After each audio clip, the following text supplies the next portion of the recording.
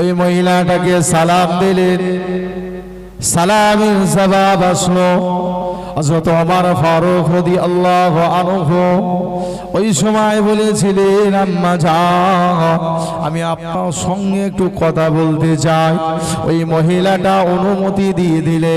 ওই মহিলাটা অনুমতি দিয়ে যখন দিলেন, হযরত ওমর ফারুক কাছেতে গেলেন, জিজ্ঞাসা করলেন, আম্মা জান, আপনি এত রাত্রে হাঁড়ি চাপিয়ে চাল দিচ্ছেন, কি ব্যাপার? ওই সময় মহিলাটা বলেছিলে, আমার এই হাঁড়িতে এমন কিছু না, আমার এই হাঁড়িতে পানি রয়েছে। আমার বাচ্চারা ক্ষুধার যন্ত্রণায় ছটফট করে, আমি মা হয়ে সহ্য করতে পারি না।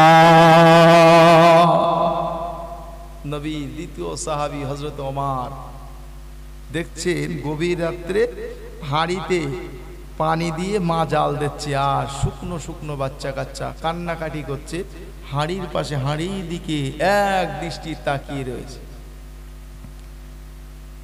হযরত ওমর জিজ্ঞেস করে, আম্মা জান, এ কি ব্যাপার? বলছে, শোনো, আমার স্বামী জিহাদের ময়দানে শহীদ হয়ে মারা গিয়েছে। আমার ঘরেতে টাকা পয়সা না, আমার ঘরেতে টাকা পয়সা না যে আমি মা বাচ্চাদের দুবেলা দুমুঠো খেতে দেব। আমার বাচ্চাগুলো আমার কাছে কান্নাকাটি করে খিদের জন্য, ক্ষুধার জ্বালা আমি মা হয়ে সহ্য করতে পারি না।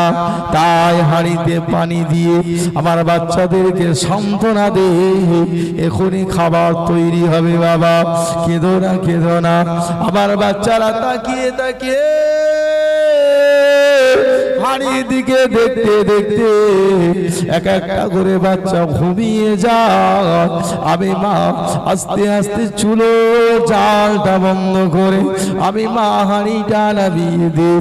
আমার বাচ্চাগুলো ক্ষুধা অবস্থায় ঘুমিয়ে পড়ে।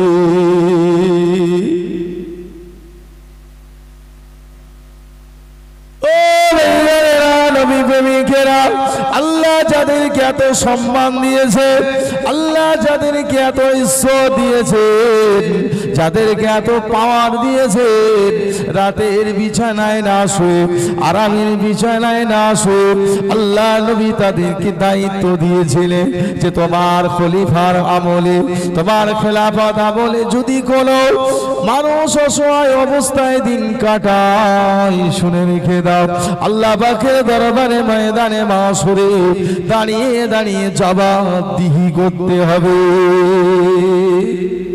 এই জন্যই তো ওমর না শুয়ে ঘুরছেন, ঘুরতে ঘুরতে এরকম একটা দৃশ্য সামনে আসলো। ওমর এই করুণ দৃশ্য দেখে টপ টপ করে চোখের পানি বার হতে লাগলো। নবী প্রেমিকেরা, নবীর উম্মত উম্মতিরা, ওই মহিলাটা কাঁদতে কাঁদতে বলেছিলে, ওই মহিলাটা কাঁদতে কাঁদতে বলেছিলে, আমার হযরত ওমর ফারুক তার খলিফা আমলে আমি রয়েছি ময়দানে মাহশর, কিয়ামতের মহাময়দানে আল্লাহ পাকের দরবারে দাঁড়িয়ে দাঁড়িয়ে হযরত ওমরের বিচার, আমার বিচারটা ওই দিনই হবে। আমি ওমরের কাছ থেকে ওই দিন বুঝে নেব। হযরত ওমর সইতে পারলেন না, হযরত ওমর ঝরঝর করে কাঁদতে শুরু করলেন। আস্তে আস্তে আস্তে আস্তে ফিরে আসলেন, সঙ্গে ছিলেন আসলাম। হযরত ওমর ওই সময় বাইতুল মালের যে দরজা, যে ঘরটা খুলে হযরত ওমর তাড়াতাড়ি করে কিছু আটা বস্তার ভিতরে নিলেন, কিছু খরমা বস্তার ভিতরে নিলেন, কিছু পয়সা বস্তার ভিতরে নিলেন, কিছু জামা কাপড় বস্তার ভিতরে নিয়ে হযরত ওমর বড় এক বস্তা কাটুরি করে নিয়ে হযরত আসলামকে বলেন, আসলাম তাড়াতাড়ি করে আমি ওমর আমার পিঠে ওই বস্তাটা তুমি তুলে দাও।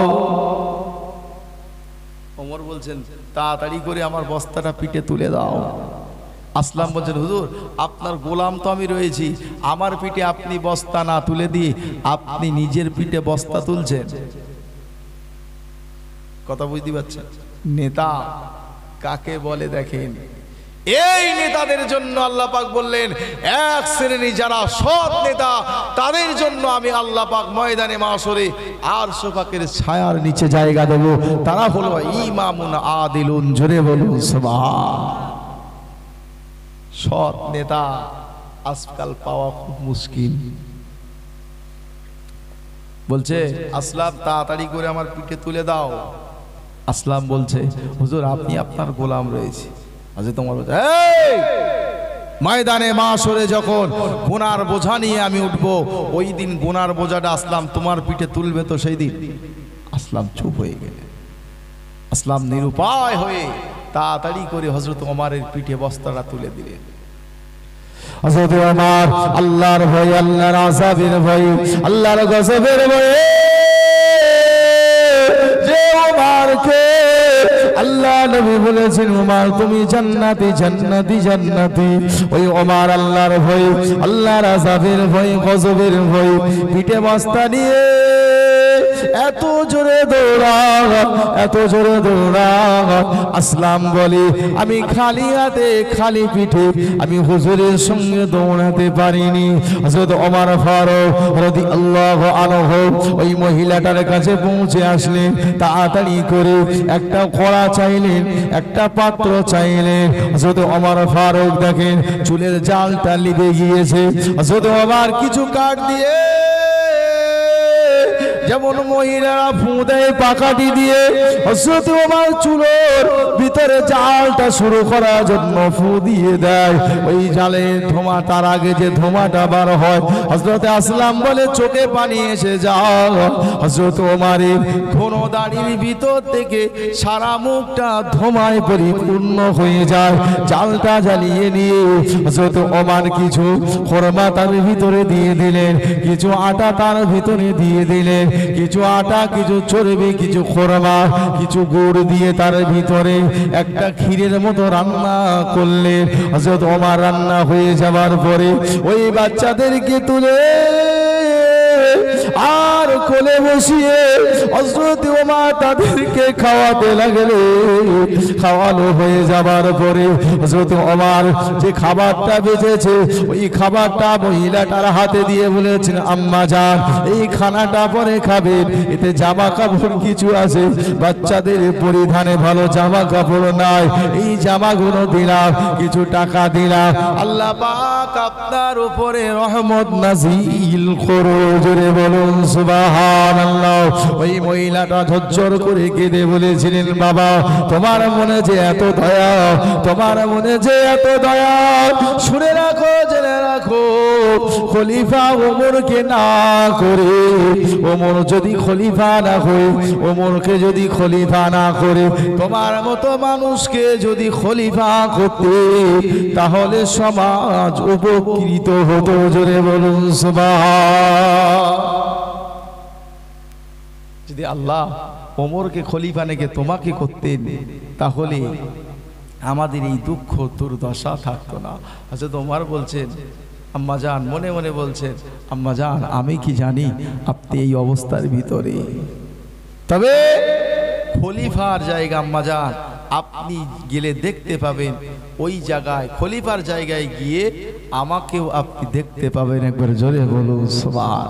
আপনি আসবেন ওমরের দরবারে, ওমরকে বলে আপনার একটা মাসিক ভাতা আপনার নামে সিলেক্ট করবো। একবার জোরে বলুন সুবহান। কত ভয় করতেন আল্লাহকে। হযরত ওমর বলতেন, যদি আমার জামানায় যদি একটা কুকুরের বাচ্চা ফোরাত নদীর তীরে যদি না খেয়ে মারা যায়, আল্লাহর আমার ভয় হয়, আল্লাহর দরবারে দাঁড়িয়ে দাঁড়িয়ে আমি ওমর আমাকে কৈফিয়ত দিতে হয়। কি কথা বুঝতে পারছেন? আর লম্বা চওড়া আলোচনা নয়। আল্লাহ পাক সকলকে আমাদের ভিতরে আল্লাহর ভয়, আযাবের ভয়, গজবের ভয় দেওয়ার তৌফিক আল্লাহ যেন আমাদেরকে দেন। আল্লাহর ভয়, ডর আমাদের সকলের ভিতরে যেন আল্লাহ দেন। বলুন সকলে আল্লাহুম্মা আমিন।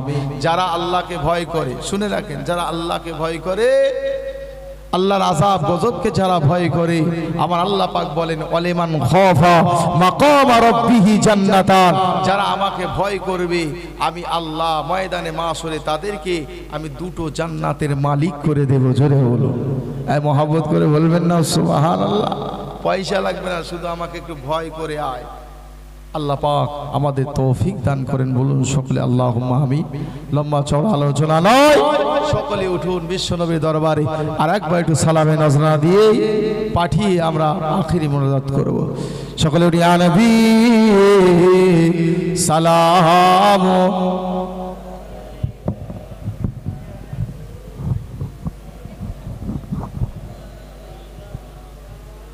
সামনে সরে আসেন, সামনে সরে আসেন।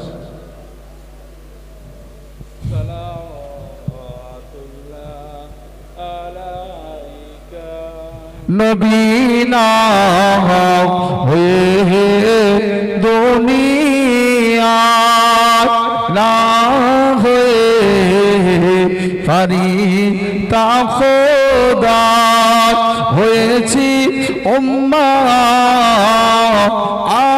আপনা তার তরে সকল বেশমার আরবি মহব্বত করে পড়ে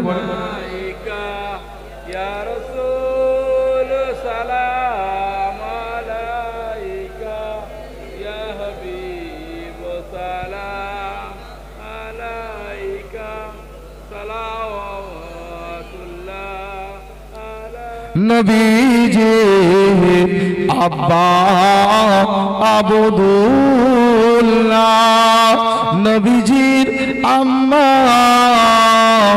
আমিনা, নবীজির দুদমা হালিমা, নবীজির রওজা সোনার মদিনা ইয়া নবী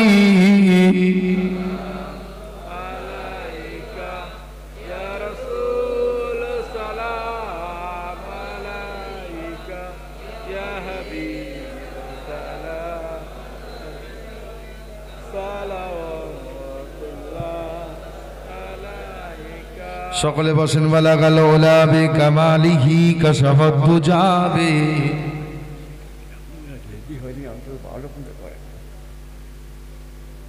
আর বলা যায় বিরিয়ানি তো হয়ে গেছে। তো আমি শুনছিলাম 11টার মধ্যে শেষ, 10টা 12টা তো বেঁচে গেছে। দরুদ শরীফ আল্লাহুম্মা সাল্লি আলা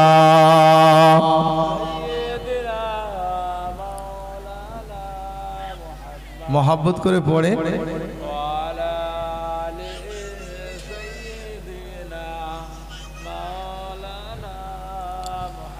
কারো জন্য কাঁদো গো বান্দা, কারো জন্য হাসো, যিনি তোমাকে করলেন সৃজন তুমি তাকেই ভুলে গেছো। কারো জন্য কাঁদো গো বান্দা, কারো জন্য হাসো, যিনি তোমাকে করলেন সৃজন তুমি তাকেই ভুলে গেছো। এই পৃথিবীর মালিক যিনি জপ তাকে দিবানিশি, যার কুদরতে হাতে জীবন সবার, যার দয়াতে তুমি বাঁচো। কারো জন্য কাঁদো গো বান্দা, কারো জন্য হাসো, যিনি তোমাকে করলেন সৃজন তুমি তাকেই ভুলে গেছো। আল্লাহুম্মা উচ্চ আওয়াজে পড়ে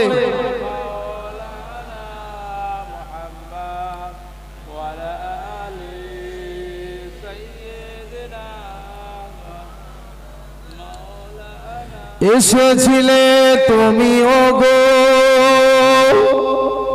সেই নিশিরাতে,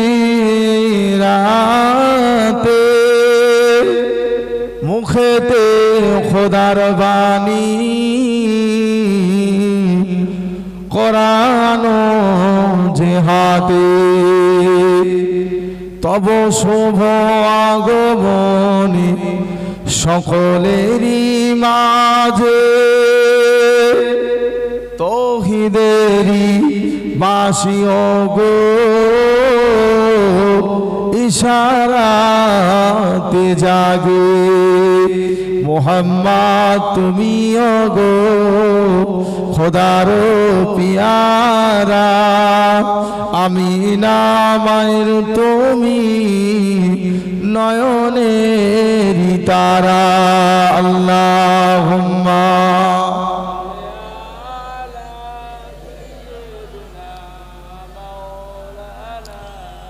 ওয়ালা আলি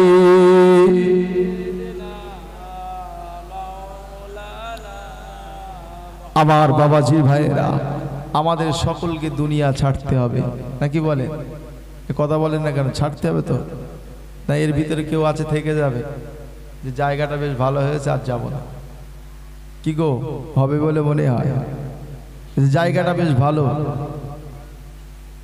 এখানে বেশ শান্তিতে আছে আর যাওয়ার দরকার নেই থাকা যাবে চলে যেতে হবে আমার আপনার পরকালে জিন্দেগিতে যেতে হবে হযরত ওসমান গনি আমার নবী পাকের তৃতীয় সাহাবী নবীর জামাতা হযরত ওসমান গনি রাদিয়াল্লাহু আনহু তিনি মাঝে মাঝে মাঝে মাঝে এত কান্নাকাটি করতেন কবরের পাশ দিয়ে যেতে যেতে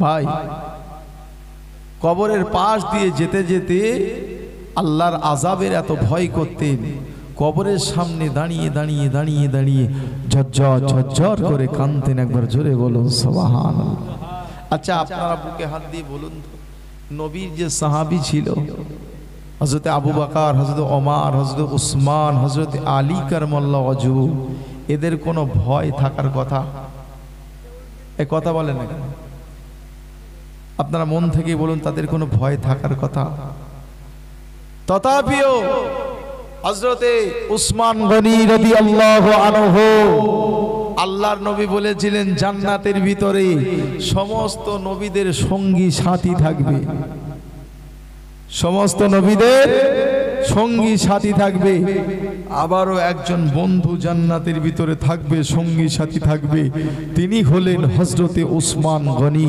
রাদিয়াল্লাহু আনহু একবার জোরে বলুন সুবহানাল্লাহ এই উসমান গনি কবরের পাশে দাঁড়িয়ে দাঁড়িয়ে দাঁড়িয়ে দাঁড়িয়ে ঝরঝর করে কাঁদতেন হুজুরের চোখ মোবারক দিয়ে পানি গড়িয়ে গড়িয়ে গড়িয়ে গড়িয়ে দাড়ি মোবারকটা ভিজে যেত কথা বুঝতে পারছেন দাড়ি মোবারকটা ভিজে যে হুজুর আমার জামাগুলো ভিজে যে হুজুর বেহুশ হয়ে মাটিতে পড়ে যেতেন একবার জোরে বলুন সুবহান যখন আবার চোখে পানি দিয়ে দিয়ে যখন হুজুরকে হুঁশ ফেরানো হতো যেমন কেউ অজ্ঞান হলে আমরা কি করি চোখে মাথাটাতে একটু পানি দিই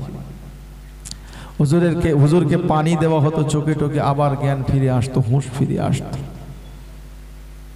হুঁশ ফেরার পরে হুজুরকে জিজ্ঞাসা করতে ও নবীর সাহাবী নবীর জামাতা হযরতে ওসমান গনি রাদিয়াল্লাহু আনহু আপনি কবরের পাশ দিয়ে যখন যান আপনি দাঁড়িয়ে দাঁড়িয়ে দাঁড়িয়ে দাঁড়িয়ে কবরের ফিরে দিকে তাকিয়ে তাকিয়ে চোখ দিয়ে টপ টপ করে পানি টোসা গড়িয়ে যেতে যেতে আপনার দাড়ি মোবারকটা ভিজে যায় আপনার জামা মোবারকটা ভিজে যায় আপনি দাঁড়িয়ে থাকতে পারেন না আপনি বেহুশ হয়ে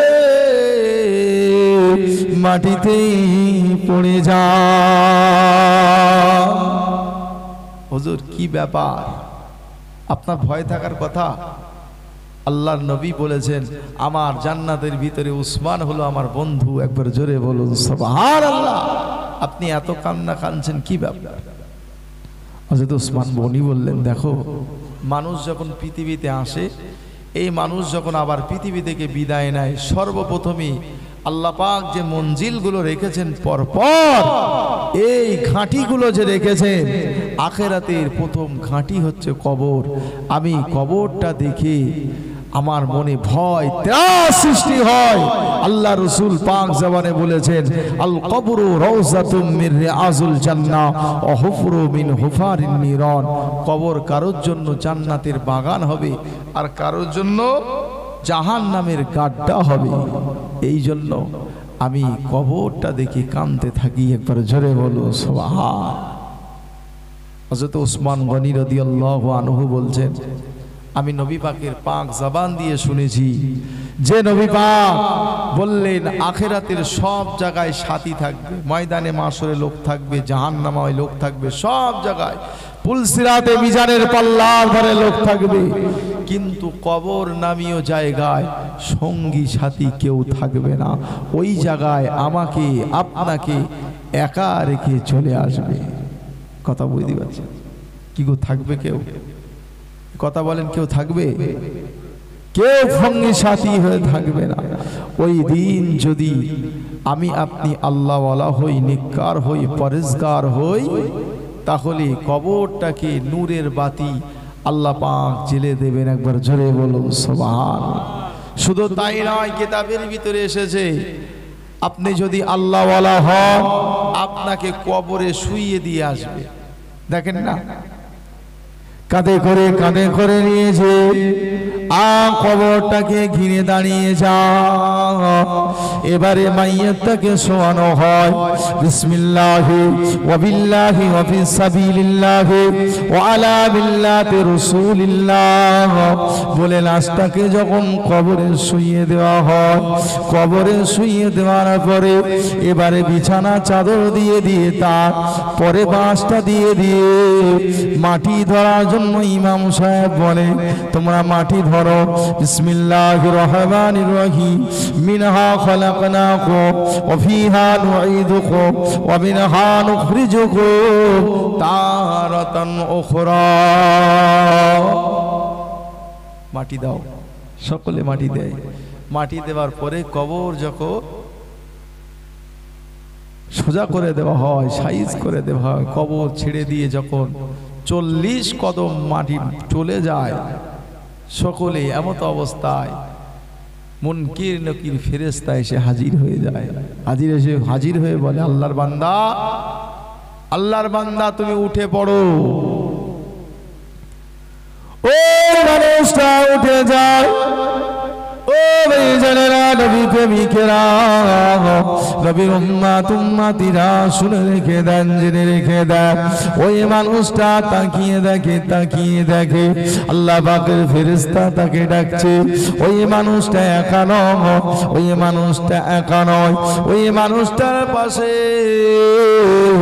একটা সুন্দর সুশ্রী চেহারার মানুষ তার পাশে রয়েছে। জোরে বলুন সুবহান।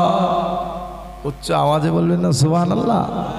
এখন বলেন, শোবানো হলো তো একারই, তাই তো নাকি? 3 জন মানুষ লাভে, তাও আবার পরপর সব উঠে যায়, কেউ নেই। বাইরে থেকে মাটি দিয়ে ভালো করে সোজা করে দেওয়া হয়, কিন্তু ওই মানুষটা যখন চোখ মেলে তাকায়, দেখে ওনার পাশে আর একটা মানুষ বসে রয়েছে। কথা বলতে পারছে? ওই মানুষটার দিকে তাকিয়ে আল্লাহর বান্দি বলতে থাকে, কে আপনি? আমার ছেলে আমাকে হলো না, আমার সন্তান আমার হলো না, আমার বিবি আমার হলো না, আমার ছেলেরা আমার হলো না, আমার গ্রামবাসীরা আমার হলো না, আমার আত্মীয় স্বজন আমার হলো না, সকলে একে একে বিদায় নিয়ে চলে গিয়েছে। কে আপনি? আপনি আমার পাশে বসে রয়েছে, আপনি আমার সঙ্গে রয়েছে, আপনি কি আমাকে ছেড়ে যাবেন না? ওই মানুষটা মুস্কে হাসে। ও আল্লাহ পাকের বান্দা, ও আল্লাহ পাকের বান্দি, শুনে রাখো, জেনে রাখো, তোমার আব্বা তোমাকে ছাড়তে পারে, তোমার মা তোমাকে ছেড়ে যেতে পারে, তোমার কলিজার টুকরা তোমাকে ছেড়ে যেতে পারে। ইয়াউমা ইয়াফিরুল মারউ মিন আখি ওয়া উম্মিহি ওয়া আবি ওয়া সাহিবাতিহি ওয়া বানি। আমার আল্লাহ পাক বললেন, ওই দিনে তোমাকে কেউ তোমার সাথ দেবে না। তোমার ভাই তোমাকে ছেড়ে পালিয়ে যাবে, তোমার আব্বা তোমাকে ছেড়ে পালিয়ে যাবে, তোমার মা তোমাকে ছেড়ে পালিয়ে যাবে, তোমার সন্তান তোমাকে ছেড়ে পালিয়ে যাবে।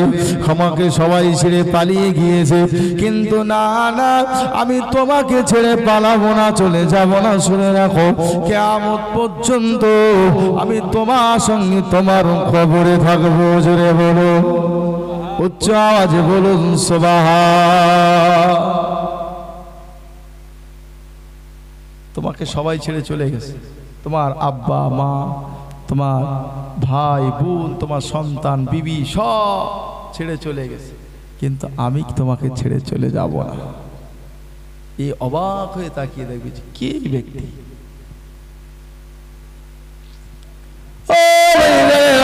নবী প্রেমিকেরা, নবী পাকের উম্মত উম্মতিরা, শুনে রেখে দেন, জেনে রেখে দেন, ওই আল্লাহ পাকের বান্দা, আল্লাহ পাকের বান্দি, অবাক হয়ে তাকিয়ে রাখবেন। কি আপনার নাম, কি আপনার পরিচয়, আমাকে একটু বলবেন।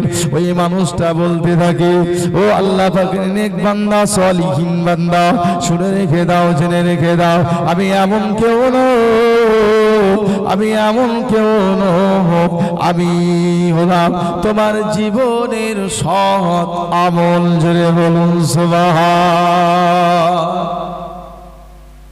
মোহাব্বত করে বলবেন না সুবহানাল্লাহ। আমি এমন কেউ নই, আমি তোমার জীবনের সৎ আমল। তুমি ভয় পেও না, আমি তোমার সঙ্গে আছি তো। ময়দানে মাশরে কিয়ামত পর্যন্ত আমি তোমার সঙ্গে থাকব, শেষ পর্যন্ত আল্লাহর দয়ার জান্নাতেও তোমাকে পৌঁছে দেবো। একবার জোরে বলো, উচ্চ আওয়াজে বলবেন না সুবহানাল্লাহ। কি গো, এই সৎ আমল আমরা তৈরি করতে পারছি তো?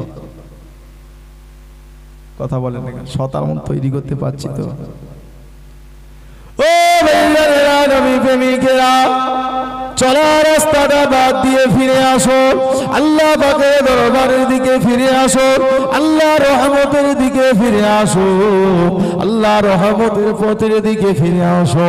সৎ আমল জীবনে তৈরি করো।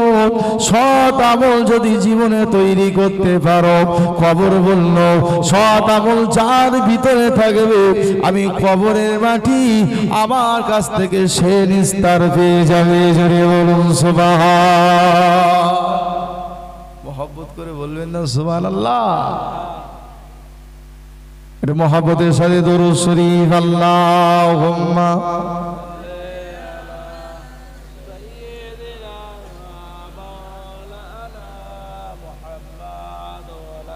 ওয়া আলা আলি সাইয়্যিদিনা। কবর তোমার খবর শুনে চোখের পানি ঝরে, যে জন গেল তোমার দেশে, কেউ ফেরেনি ঘরে। তুমি পেতে দেবে হায় ধুলির আসো, জানায় আদর কত, তোমারই বক্ষে ঘুমিয়ে পড়িব চিরজনমের মতো। আল্লাহুম্মা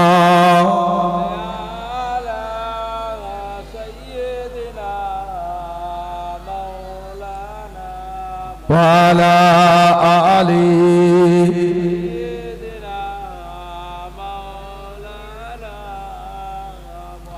তাহলে আমাদের জীবনে সৎ আমল তৈরি করতে হবে, না তো নিস্তার। এ কথা বলে না, নিস্তার আছে না নেই? নিস্তার নেই। আম্মা জান ফাতেমা রাদিয়াল্লাহু তাআলা আনহা যখন ইন্তেকাল করেছিলেন, হযরত আবু যার গেফারি কবরের মাটির সঙ্গে কথা বলেছিলেন। কিতাবের ভিতরে এসেছে আবু যার গেফারি রাদিয়াল্লাহু আনহু কবর খুঁড়ে একটু সময় বেশি ছিল, তাই কবরের পাশে বসে বসে বসে বসে বলেছিলেন, এই কবরের মাটি তুমি সাবধান হয়ে যাও। কবরের মাটি কোনো কথা বলে না, সাবধান হয়ে যাও, তোমার ভিতরে রাখা হবে যিনি হলেন নবী পাকের কন্যা বেটি ফাতেমা। নবী পাক, নবী তামাম নবীদের সরদার, সৈয়দুল মুরসালিন, খাতামান নবীন, শাফিউল মুজনবিন, রাহমাতুল লিল আলামিন, নবী পাকের বেটিকে তোমার ভিতরে রাখা হবে। নবী সাহাবী হযরত আবু যার গিফারি আবারও বলেছিলেন, এ কবরের মাটি তুমি সাবধান হয়ে যাও, তোমার ভিতরে এমন একটা মানুষকে রাখা হবে যিনি হলে ইমাম হাসান হুসাইনের আম্মা জান। কবরের মাটি কোনো কথা বলে না। আবার আবু যার গিফারি বলেছিলেন, এ কবরের মাটি তুমি সাবধান হয়ে যাও, তোমার ভিতরে যারা কে রাখা হবে তিনি হলে হযরত শেরে খোদা আসাদুল্লাহিল গালি, আল্লাহ পাক যাকে সমস্ত কাফেরদের জন্য পাক করেছিলেন তার বিবিকে তোমার ভিতরে রাখা হবে। এবারে কবরের মাটি জবাব আল্লাহ খুলে দিয়েছিলেন। কবরের মাটি ডেকে বলেছিলেন, এ আবু যার শুনে রাখো, জেনে রাখো, আমাকে ভয়ে দেখাবে না। কবরের মাটি কাউকে চিনে না, এখানে কোনো বংশ মর্যাদা চলবে না, নবীর বেটি বলে চলবে না, ইমাম হাসান হুসাইনের আম্মা জান বলে শুনবে না, শেরে খোদা হযরত আলীর বিবি বলে শুনবে না। ফাতেমার জীবনে যদি সৎ আমল থাকে, আমি কবরের মাটি ফাতেমার জন্য সুন্দর ব্যবহার করব। জোরে বলুন সুবহান। তাটা একটু গরম ভাবে বলে বলার পরে হযরত আবু বকর হাত দুখানা ধরে বলছেন, ভাই ও নবীর সাহাবী, আমি যেমন ভাবে তোমাকে আঘাত দিয়ে ফেলেছি তুমি তেমন ভাবে আমাকে আঘাত দাও, আমাকে আঘাত দাও। ওই ব্যক্তি বললেন না। হযরত আবু বকর বললেন, যদি তুমি আমাকে সেইভাবে কথা বলে আঘাত না দাও তাহলে আমি রাসূলের কাছে গিয়ে নালিশ করব। জোরে বলুন সুবহান। একজন বলছে যে নিজে অপরাধ করলো আবার রাসূলের কাছে গিয়ে নালিশ করবে। হযরত আবু বকর গিয়ে নালিশ করলেন রাসূলের কাছে, ইয়া রাসূলুল্লাহ, ইয়া হাবিবাল্লাহ, আমি ওই মানুষটা বড় কথা বলে ফেলেছি, উনি যদি আমাকে ক্ষমা না করেন, উনি যদি আমাকে মাফ না করেন, ময়দানে মাশরে কিয়ামতের মহাময়দানে আল্লাহ পাকের দরবারে দাঁড়িয়ে আমি আবু বকর ওই দিন আল্লাহ আমাকে প্রশ্ন করলে আমি উত্তর দিতে পারবো না, ওই জন্য ওই কথাটা আমাকে বলে নিক। ওই ব্যক্তি বললেন, না আমি বলবো না। আল্লাহর নবী বললেন, আয় আমার সাহাবী, ঠিকই বলেছো তুমি, আবু বকরকে কষ্ট দিও না, তবে আবু বকরকে আল্লাহর রাস্তে মাফ করে দাও। একবার জোরে বলুন সুবহান। কতটা সংযত। লম্বা চওড়া আলোচনা নয়, ছোটখাটো জলসা। তো আমি ইতি করব। এই ভয়, এই ডর আমাদের অন্তরে নেই। কি গো আছে? এই কথা বলেন, আছে? নেই। আমরা আমাদের ইচ্ছা মতো চলাফেরা করছি, ইচ্ছা মতো গা ফুলিয়ে চলছি, যে ময়দানে মাশরে আল্লাহ পাকের দরবারে দাঁড়িয়ে আমাদের জবাবদিহি করতে হবে। আমরা এতটুকু আমাদের স্মরণে নেই। আল্লাহ পাক কিন্তু সেই দিনে আমাদের ছেড়ে দেবেন না। কি গো, ছেড়ে দেবে বলে মনে হয়? কি গো, কথা বলে না কেন? ছেড়ে দেবে বলে মনে হয়? হ্যাঁ, আজ সমাজে সমস্ত রকম খারাপই বেড়ে গেছে, কোনো ভয় নেই, কোনো ডর নেই, চলছে তো চলছে। জেনে রেখে দেন, একদিন আল্লাহ পাকের দরবারে দাঁড়িয়ে আমাদেরকে জবাবদিহি করতে হবে। এই জন্য কেতাবের ভিতরে এসেছে, আল্লাহর দরবারে জবাব দিতে কারোবা গায়ের ঘাম হাঁটু পর্যন্ত হবে, কারোবা গায়ের ঘাম কোমর পর্যন্ত হবে, কারোবা গায়ের ঘাম গলে গলা পর্যন্ত, কারোবা নাকের ডগা পর্যন্ত, কেউ বা ঘামে হাবুডুবু খেতে থাকবে। চিন্তা করেছেন? নবী সাহাবীদেরকে নবী জান্নাতের সার্টিফিকেট দিয়েছিলেন হযরত ওমর ফারুক রাদিয়াল্লাহু আনহুকে। এই ওমর, আল্লাহ রাসূল বললেন, যদি আমার পরে কোনো নবী আসতো হযরত ওমরকে আল্লাহ পাক নবী করে দিতেন। জোরে বলুন সুবহান। কিন্তু ওমর তথাপিও কাঁদতেন ঝরঝর করে, আল্লাহ, আমাকে যদি তুমি ছাগল তৈরি করতে ভেড়া মেষ বকরি তৈরি করতে, তাহলে আমার মনিব আমাকে জবাই করে খেয়ে নিত, ময়দানে মা সুরে আমাকে জবাবদিহি করতে হতো না। ওমরের মা যদি ওমরকে প্রসব না করতেন, ওমরকে ময়দানে মা সুরে আল্লাহ পাকের দরবারে দাঁড়িয়ে দাঁড়িয়ে জবাবদিহি করতে হতো না। একবার জোরে বলুন না সুবহান। কতটা ভয় করেছে হযরত ওমরের জামানায়। উনি খোঁজ নিতেন, আরামের বিছানায় শুয়ে থাকতেন না, খুঁজতেন কে আমার রাজ্যে আমার এই খলিফার অধীনে যারা বাস করছে তাদের কি কষ্ট, কি দুঃখ, কি দুর্দশা। উনি রাতের অন্ধকারে ঘুরে ঘুরে খোঁজ নিতেন। একবার জোরে বলুন সুবহান। একদিন খোঁজ নিতে নিতে দেখছেন যে একটা জঙ্গলের পাশে, মদিনার বর্ডারের পাশে একটা জায়গায় আলো জ্বলছে। উনি আস্তে আস্তে আস্তে আস্তে চলে গেলেন। চলে গিয়ে দেখছে যে একটা বৃদ্ধ মহিলাটার বয়স হয়েছে, কিছু বাচ্চা কাচ্চা নিয়ে বসে বসে হাঁড়িতে জাল দিচ্ছে। হযরত ওমর বলছে এত রাত্রে কি ব্যাপার? কাছে গিয়ে দেখছেন একটা মেয়ে ছেলে। ওই